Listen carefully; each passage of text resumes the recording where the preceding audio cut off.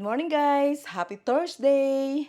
Today, ang gagawin natin ay magluluto tayo ng vegetable. Ano ko lang yung vegetable ko. Iba-blanch ko siya and then ibi-bake ko para crunchy pa rin siya. As in, blanch lang sa hot water. So, magpapakulo tayo ng hot water. Ayan. Diba? Ayan. Tapos, nandiyan ba kayo? Tapos, lagyan natin ng konti lang, as in, konti lang. Ganito lang karami. Himalaya salt. Ayan, ganyan lang. Ganyan lang karami. Okay, lagay natin dyan. So, bumili yung asawa ko ng vegetable. Magasarap siyang kaulam ng salmon. Para pahinga muna tayo sa salad. Pero vegetable pa rin, di ba? Nasaan na kayo? Nasaan na kayo? Okay, focus ko kayo sa baba. Ito, bumili siya ng broccoli. Kasi matagal na ako nakikrim sa broccoli. Ayan. Hiwain. Alisin lang natin yung kaunting ganyan. Gusto ko kasi sa broccoli yung pinakang tangkay. So, ayoko siyang i-ano. Diba? Ganyan lang.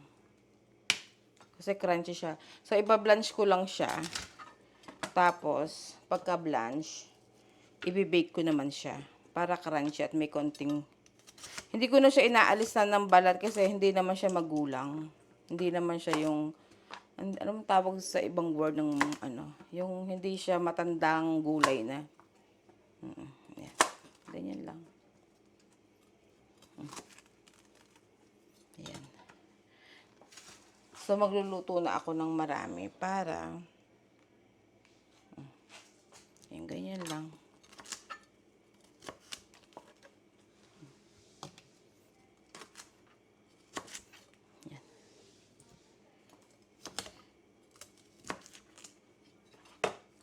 Ayan. Tapos,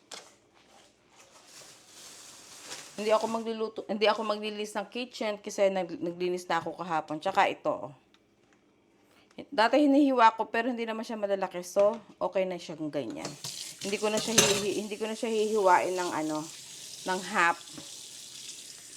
Babanlawan lang natin to kasi gulay lang naman tsaka malinis naman yung gulay. Yan. Kausap ko si kina Kevin na wala yung signal ko. Tsaka busy naman sila. So, sabi ko magbibideo muna ako. Ayan. Okay, that's it for now. Update ko kayo pag naluto ng aking mahiwagang salmon. Gulay. Yan guys, kumukulo na ang tubig. So, ilagay na natin muna ang broccoli. Muna natin ilagay. Broccoli. Alam nyo, this is another way to kung paano maghugas ng broccoli. Ibabad nyo siya sa asin. Yung tubig, lagyan nyo ng asin. Tapos, ibabad nyo siya para yung mga, minsan kasi may mga insekto yan. Tapos, kung meron kanyang parang lukewarm water lang, yung maligamgam, doon yung iano, para ano siya, yung, kung may mga unwanted, something doon sa makukuha, maaalis sila, lulutang sila.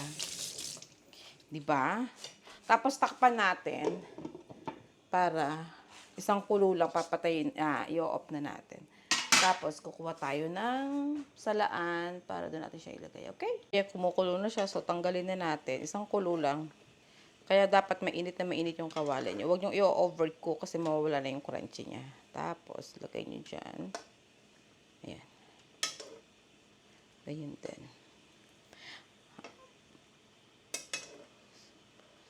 Ayan. Tapos mamaya ibibake natin. Papacool down lang natin. So, ganyan lang. Kasi boring naman pag kinain nyo ng blanch lang na ganyan, di ba?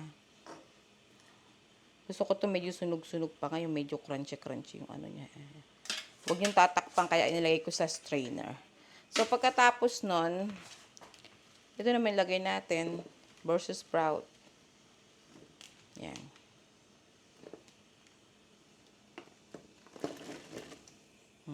Ganyan lang. Ibo-boil lang din natin, same thing. Kaunting ano lang. Diba? So, ayan. Isang kulo lang siya. Tapos, alagay na natin siya sa hot water para hindi siya ma-overcook. Tapos, papakita ko sa inyo kung paano mag-bake, kung paano siya i-marinate, kung anong seasoning ilalagay natin, okay? Hi guys! So, magmamarinate na tayo ng ating gulay. So, ito yung binalunch ko na broccoli. At tatapos ko lang mag-grill. So, medyo pawis-pawis ako. Ilagay natin siya dyan. Ang una nating ilalagay ay, parang separate ko siyang lulutuin. Hindi pwedeng sapa kasi magiging puno yung tray natin. Lagyan natin siya ng olive oil. So, para hindi masyadong aksayado sa olive oil, kumpul-kumpulin natin siya ang ganyan. Tapos, konti lang. Ganito lang, oh. Konti-konti lang na olive oil. Ganyan. Tapos, lagyan natin siya ng, where's all my seasoning here? So, na naman kaya tinago ng aking mabait na asawa. Alam na, ang asawa niya, sinong relate sa inyo? Yung matangkad yung asawa mo. Tapos, yung mga gamit ay naaakop lang sa kanyang height at hindi sa aking height. Yung mga cabinet. So, anyway, nakita ko na, ito ang gagamitin nating seasoning. Ito ang gagamitin natin seasoning. Pero i-check natin how much, if they have sugar, siya, may sugar. Wala naman siyang sugar. So, ang sodium niya medyo malaki, kaya konti lang. Hindi rin naman, tama lang. So, lagyan natin siya dyan. Ako. Yung ganyan. Ganyan lang natin. Yan, ganyan. Drizzle lang. Tapos lagyan natin ng Italian seasoning. Yan. Yan. Para may konting aroma. Diba? Tapos, i-mix nyo. Yan na. Paano?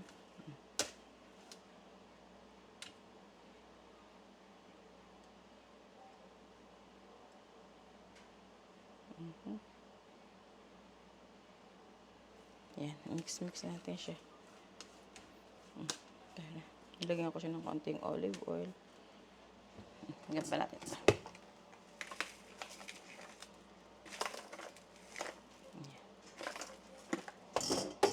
Diba? Tapos, lagyan natin ng konting ganito rin. Yeah. That's it. Tapos, lagyan na natin siya sa i-bake na natin siya. So, paano ko siya bubuksan? Diba? 350 ang temperature niya. So, wait lang tayo ng mga 20 minutes to 30 minutes. Tapos, alam na natin kung crunchy na siya at para makakain na tayo. Diba? For sa versus sprout naman, ganyan din. Minsan mapait ito eh. Pero alam nyo, nakakatulong pagka yung nilagyan nyo siya ng olive oil. Pag minarinate nyo siya sa olive oil, tapos lagyan din natin to. Sa kawali ko na minarinate para hindi marami hugasin ko, di ba? Ayan. Tapos, lagyan din natin siya ng Italian seasoning. Ayan, mga seasoning. Lagyan natin siya niyan. Ayan. Tapos, lagyan din natin to. Ayan. There you go. Tapos, kamayin nyo na lang total. Ako lang naman ang kakain at kayo lang din naman kakain ng mga ginawa niyo. Tapos ayan, ganyan nyo lang. Kasi to mapait to, 'di ba? Medyo may pagka-mapait siya. Pero pag nilagyan niyo siya ng olive oil, hindi na siya pumapait. Hindi ko alam kung bakit. Pero yun ang napansin ko. Tapos i-bake mo siya. Diba? Ganyan. Para meron siyang konting crunchy pag kinain. Yan lang. 'Di ba?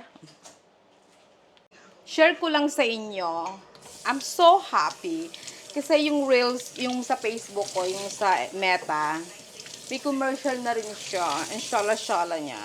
Nagulat ako kanina. Sabi ko, bakit may gano'n yung pala, commercial na. Oh, thank you guys. Nagulat talaga ako. Sabi ko, may commercial na siya. Oh, shala-shala na. Meron na rin ads ang aking Facebook. Tapos ang syala-syala pa nung commercial. Kung paano mangutang. 'Di ba? Kung paano mangutang. Yung mga lending commercial. Excuse me sa kilikili ko, sa totoo lang, ako hindi pinagpala sa ganyang aspeto ng buhay na maputing kilikili.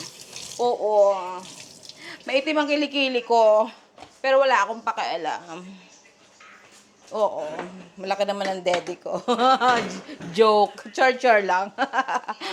Wala akong masabi. Hindi, joke lang yun. Uy. Baka may mag-react. Hayaan mo nga sila mag-react para masaya ang buhay. Hayaan mo sila, para may react sila. Like kung sinasabi yun, kasi may kapatid akong Becky. So, lagi sinasabi, maganda kasi yung kapatid kong Becky nung hindi pa siya payat. Payat na kasi siya ngayon. Sabi niya, mas maganda, mas mukha daw siyang babae. Tapos sabi ko, wala ka naman pepe. Lagi ko gano'n sinasabi. Tapos ngayon, sasabihin nila yung iba mga kapatid ko, ganyan. Sabi ko, wala ka naman pera, okay lang yan. Tapos natatawa, naman biro-biro lang nga magkakapatid. Oo. Biro-biroan lang namin yun. Nagbibiroan lang kami. Diba? Para masaya ang buhay. Oo. Tapos may napanood akong sa Facebook about sibling daw, wag daw magtiwala sa kapatid. Something like that. Eh, kanino ako magtitiwala? Sa kapitbahay ko. 'Di ba? So, naisip ko, sabi niya, wag daw magtiwala sa kapatid. Sa totoo lang, kung sa tiwala lang, ako dapat yung niyan. Na-experience ko na yan. Pero, ang sabi ko sa sarili ko, talagang may pagkakataon siguro gipit lang yung kapatid ko, kaya nagawa niya yon. Or, sabi ko, at least kapatid ko, di ba? Okay lang yun kasi kapatid ko naman siya. Basta minapanood ako kagabi about dun sa sa post niya about the kapatid daw na basta chumichika siya about the kapatid. So, na-feel bad ako. Kasi sa totoo lang, hindi naman lahat ng kapatid, siguro ganon. Siguro meron lang talaga siyang napagdaanan na hindi maganda. Pero, ang masasabi ko lang is, like what I said, sinong pagkakatiwalaan ko, di ba? Kasi nandito ako. Ang iniisip ko na lang, at least kapatid ko, in case na naubos niya yung pera ko. Oo. At sinasabi ko na lang sa sarili ko na, tulong ko na lang yun sa mga anak niya kung may mga anak siya. Yun na lang ang iniisip ko lagi. Alam niyo naman ako, pag mga pamangkin ko na, ay nako, ang aking heart ay nagme-melt. O may commercial na naman. Maingay yung aking reels, pina-on ko kasi dito nga tayo magkwentuhan. Oo, yun na lang yung iniisip ko. Wala lang, na-curious lang ako. Sabi ko, I wanna comment kasi na-experience ko yung mga ganon, yung mga nangyayari sa kanya na siya daw nagpagawa ng bahay, ganyan-ganyan, ganito-ganyan. Naku, day, baka hindi mo alam, hindi naman sa ako nagmamayabang, hindi na ako magkukwento at hindi na ako mga kapatid ko na lang at mga auntie ko, mga pinsan ko at ang mga nakakakilala sa akin dito. Sa totoo lang, kung ako ay madamot, at makasariling kapatid at anak at kamag-anak, let's put that way na, siguro super ganda ng bahay namin dito at sigurado, ang dami ko ng property sa Pilipinas, sa totoo lang. Kaya lang, paano ako makakatulog? Paano ako makakakain? Paano ako makakagala? Kung naiisip ko, ang kapatid ko ay walang kuryente at walang tubig. Kaya nga siguro ako ang binigyan ng pagkakataon ng Panginoon na ganitong buhay. Kasi alam niya na ako yung makakatulong sa mga kapatid ko, sa mga pamangkin ko, yung ganun bampeg. Siguro kaya niya ako binigyan ng blessing kasi alam niya na isi-share ko. Kasi kung sa iba niya ibinigay, siguro hindi mag-share. So, alam naman siguro ni God na kaya kong tulungan yung mga kapatid ko in a little way or like my way, yung ganun ba? And then, kaya siguro din, ito yung laging sinasabi ng mga close friend ko sa akin. Naku, Juday, kaya ka pinagpapala at don't worry, marami pang darating na grasya. So, pag naririnig ko yon, hindi na lang ako nag-iisip na, halimbawa, yung kapatid ko, na-dispal ko yung pera, pero so far naman, wala namang ganon. Wala namang issue mga ganon na naubos yung pera or something na ganito, walang ganon. Kasi nga, pinagkakatiwalaan ko sila at alam nila 'pag nagbigay ako sa'yo ng tiwala at 'pag nawala yon mahirap nang ibalik. So far wala naman po. Wala naman pong mga gano'ng aspeto sa buhay sa akin na nangyari. Kaya I'm happy and I'm na sa mga kapatid ko na tinutulungan ko sila. 'Pag wala, wala talaga. 'Pag wala akong maitulong, wala talaga ako itutulong. Pero 'pag meron, hindi na sila nagsasalita ng million times, "Ate, ate, ganito, ganyan." Hindi na. Kasi sabi ko, basta meron ako, walang problema. Wala lang, ko lang, nasabi ko lang yan kasi nga may nabasa ako kahapon about helping yung sibling, yung ganyan.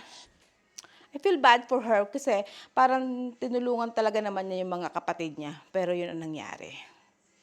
Kaya sometimes maganda rin yung bibigyan mo ng boundary or yung hindi naman boundary ang tawag, yung parang may limit. Ako totoo lang, bago ako magbigay ng, halimbawa humingi, ay nako, ang dami kong sermon at ang dami kong sinasabi at hindi lang yon, nagpapaimbestiga ako bago ako magbigay. Kasi, sa totoo lang, mahirap kitain ng pera dito.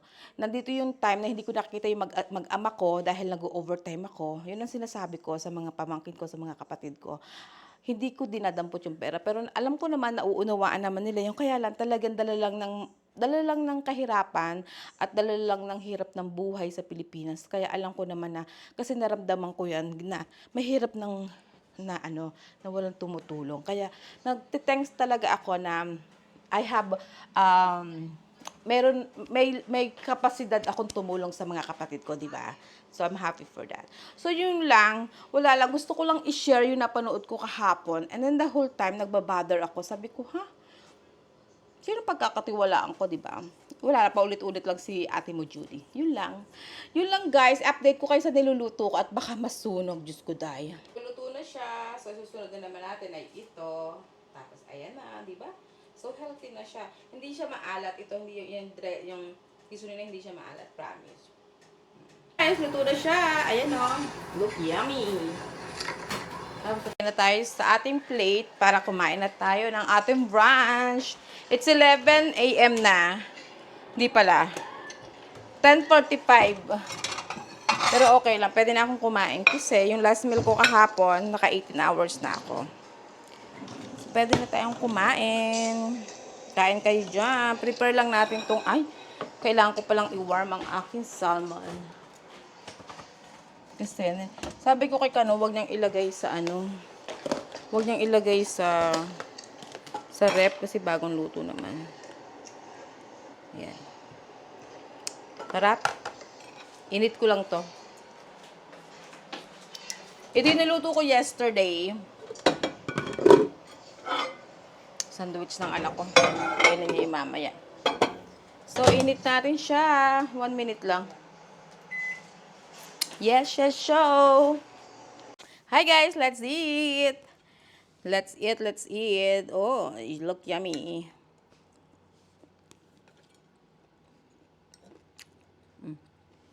Cauliflower, what is called cauliflower? Broccoli. Di ba? Ano siya? When you grill, bake, mas masarap siya. Tapos niluto kong salmon kahapon.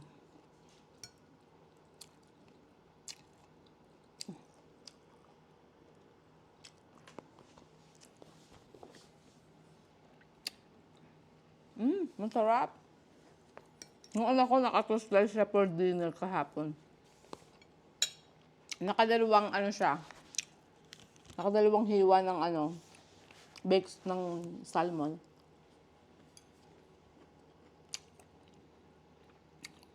Ni-request ko to sa asawa ko, bumili siya.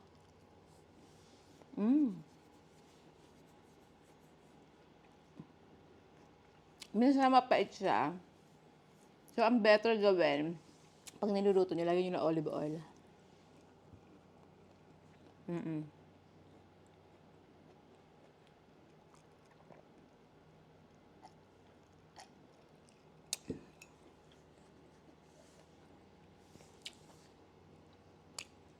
Pero basta, sa hapon lang may tao dito sa bahay.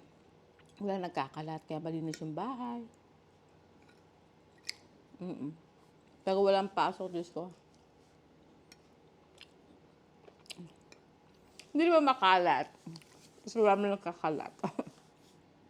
Dali, isa nga yung ano ko. Diba? Sarap niya.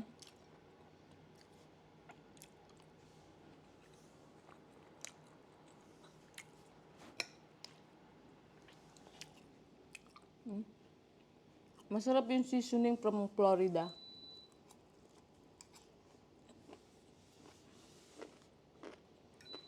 Masarap siya.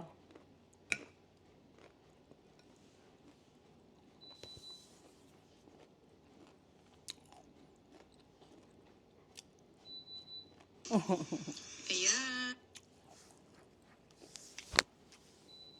Natawa ko. Hi, Kuya Richmond! Subscribe and follow to my YouTube channel. Magkikita kami sa party. Tagal ko lang siyang hindi nakita. Yung kita namin, Filipino Christmas party pa.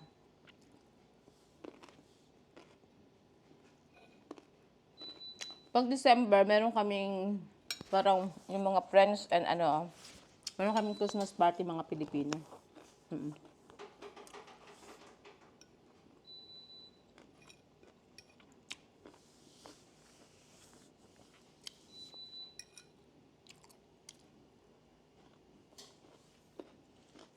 Tapos masarap yung tulog ko kagabi. Maaga ako natulog.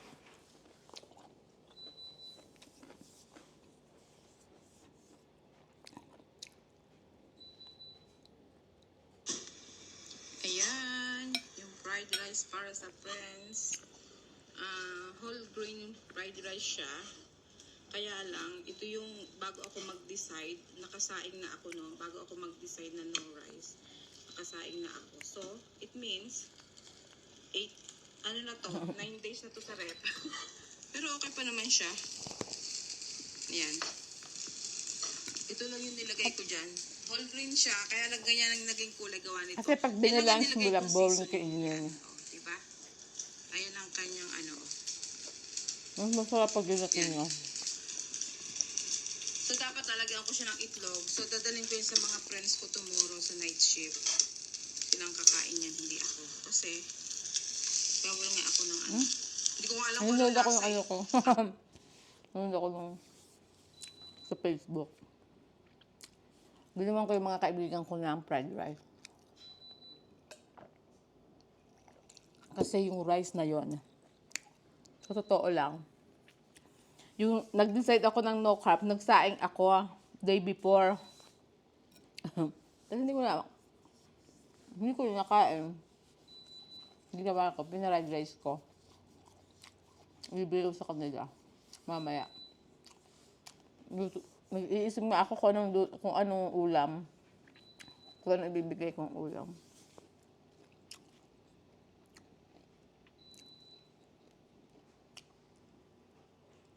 Masarap yung salmon nga, very tasty. Kaya siguro marami na kanyang anak ko.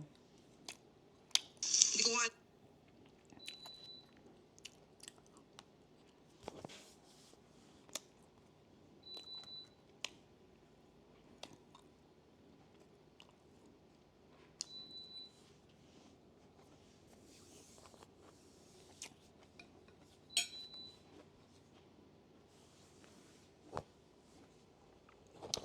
Hi, Ate Angie!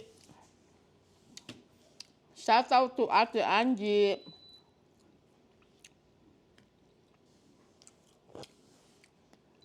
Miss you sa work. And then, nasa bakasyon ka pala. Tender siya. As in, sorry. Binilunch ko lang siya sa water. And then, wala pang ilang minuto. Inalis ko na. Tapos binake ko. Maganda niluto.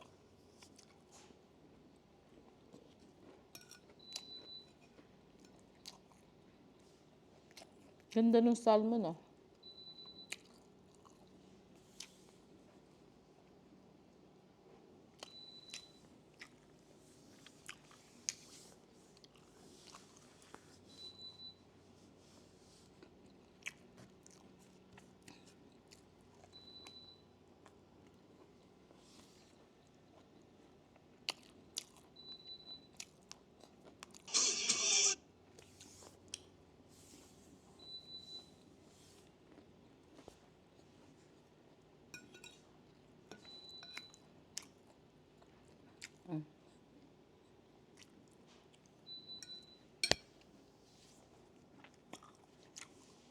Tapos after nito, gusto ko ng shrimp. Yung malalaking shrimp. Tapos, may sitaw na blanch, tsaka talbos ng kamote. Ah, masarap yan. O masarap siguro siya sa broccoli fried rice. Iulam.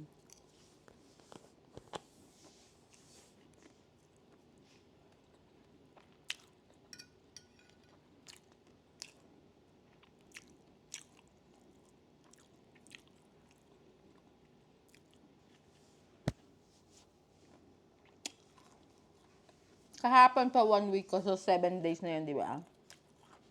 Kasi yung paano ko. Is that right? 7 days. Pa 8 days ko na ngayon. So, pa 8 days ko na, I lost. Paiba-iba yung timbang ko. Kaninang maga, pag gising ko, 156. Kasi yung original timbang ko is 160 something. Grabe pala talaga ang laki ko na. So ngayon, 157 yung recent na timbang ko. Pero yung pagising ko, 156, iba-iba siya. Ewan ko. Anong problema ng timbangan ko. But anyway, accurate naman siya. Siguro kasi uminom na ako ng tubig, ganyan. So 157 ako. 157 ako after 8 days. Oops, sorry.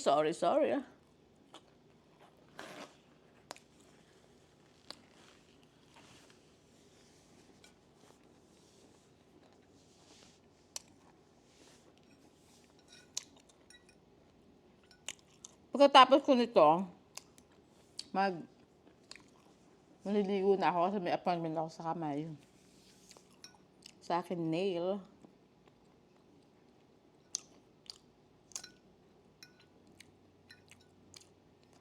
Let me know kung gusto nyo i-reveal ko kung magkano yung inuuna kong sweldo sa YouTube. Nakakatawa.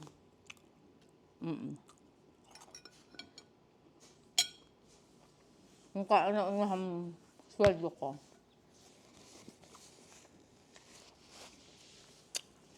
Comment kayo down below kung gusto nyo i-reveal ko.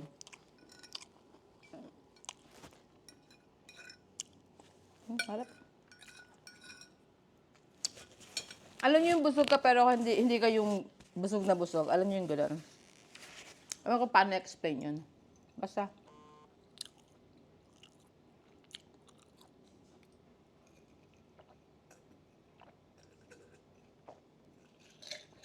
Thank you. Okay guys, hanggang dito na lang ating video. Until next video. Ito si Manuel Judy nagsasabing, I love you guys.